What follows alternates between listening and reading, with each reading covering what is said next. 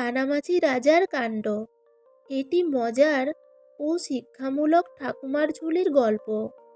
হাসি ঠাট্টা আর কল্পনার ভেতর দিয়ে গল্পটি শেখায় বুদ্ধি বয়সে নয়, সত্য বলার সাহসে আসে। রাজা, জাদুকর আর ছোট্ট ঝিলিকের গল্পটি শিশুদের আনন্দ দেয় আর বড়দের মনে করিয়ে দেয় চোখ খোলা রেখে চললেই জীবন সুন্দর হয়। হাই বন্ধুরা, আমি রিম্পা। আমার ইউটিউব চ্যানেল জাস্ট ওয়াচ রিম্পাতে সবাইকে স্বাগত জানিয়ে আজকে চলে এসেছি নতুন একটা গল্প নিয়ে। তো বন্ধুরা, আশা করি আজকের গল্পটা তোমাদের ভালো লাগবে। তো আসুন পুরো গল্পটি শুরু করি। অনেক দূরের এক রাজ্য ছিল, নাম কানামাছি নগরী। এই রাজ্যের রাজা ছিলেন রাজা হনুমন্ত খেচুড়ে। খুব চঞ্চল আর বোকাশোকা ছিলেন।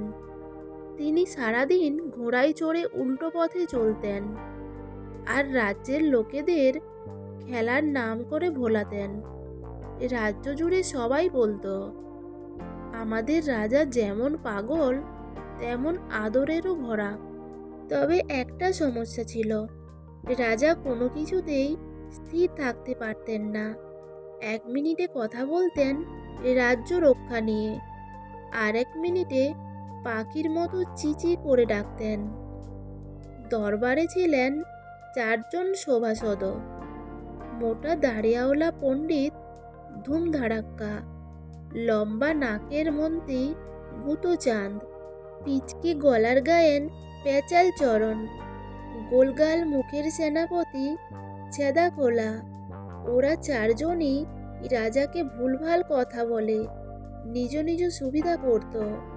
রাজা যখন বলতেন, আমায় পাখি হয়ে উড়তে ইচ্ছা করছে, তখন গুতোচাঁদ বলতো, হুজুর, আপনি পাখিদের রাজা বললেই আকাশ নেমে আসবে। একদিন অদ্ভুত এক জাদুকর এলো রাজ্যে। তার নাম টুকটুক সাহেব।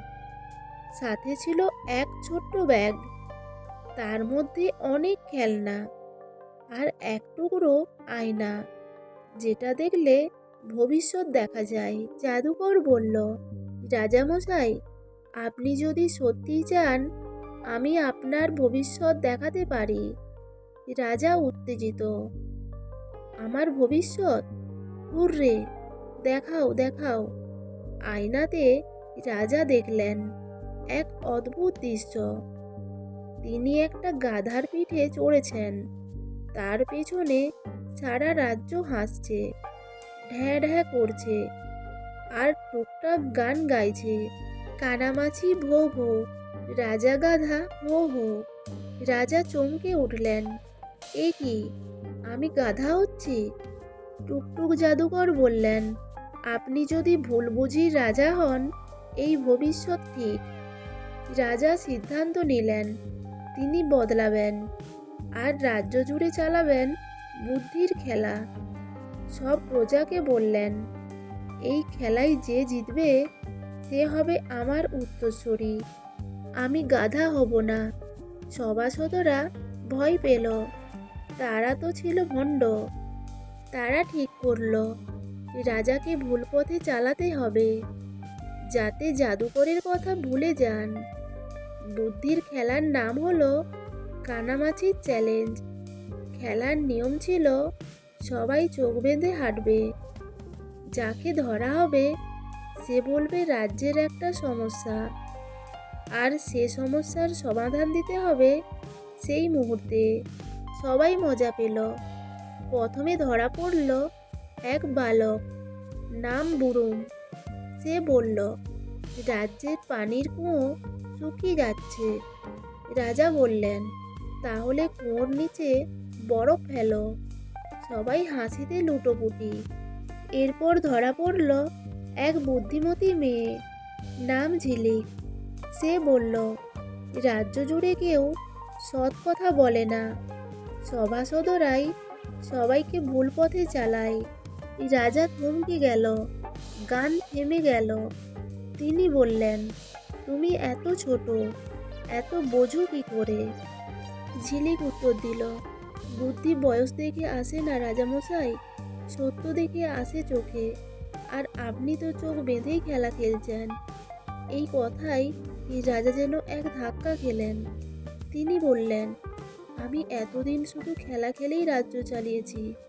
আমার সভাসদেরা তো সব চাটুকর, কিন্তু এখন আমি নতুন করে শুরু করব। তিনি জাদুকর টুকটুক সাহেবকে ডেকে বললেন, তুমি আমায় ভুল দেখাওনি। এবার রাজ্য চালাবো মন দিয়ে, বুদ্ধি দিয়ে। সভাসদদের শাস্তি। রাজা সভাসদদের ডেকে বললেন, তোমরা এতদিন আমার সঙ্গে নাটক করেছো, এখন তোমাদের জন্য একটা খেলা আছে। সভাসদরা ভয় পেল। তাদের দিয়ে 1 সপ্তাহ রাজ্যের কাজ করালেন, কুয়ো করতে, রাস্তা বানাতে আর মানুষের কথা শুনতে। সবশেষে রাজা ঘোষণা করলেন, তোমরা আর দরবারে নয়, এখন হবে গ্রামের সেবক। সবাই হাততালি দিয়ে উঠল। রাজা ছোট্ট মেয়ে ঝিলিককে বললেন, তুমি আমার পাশে থাকবে, তুমি আমার বুদ্ধির শিক্ষক। ঝিলিক অবাক হয়ে বলল, আমি তো শিশু, আমি কিভাবে রাজ্য চালাবো? রাজা বললেন, তোমার সত্য বলার সাহসই আমাদের সবচেয়ে বড় সম্পদ। দিন, মাস, বছর কেটে গেল। কানামাছির রাজ্য বদলে গেল এক শিক্ষার রাজ্যে। লোকেরা খেলাধুলা, হাসি ঠাট্টার মধ্যেও শিখতে লাগলো, সত্য বলো, বোঝো আর কাজে লাগাও। ঝিলিক বড় হয়ে বুদ্ধির দেবী ঝিলিকমালা নামে পরিচিত হলো।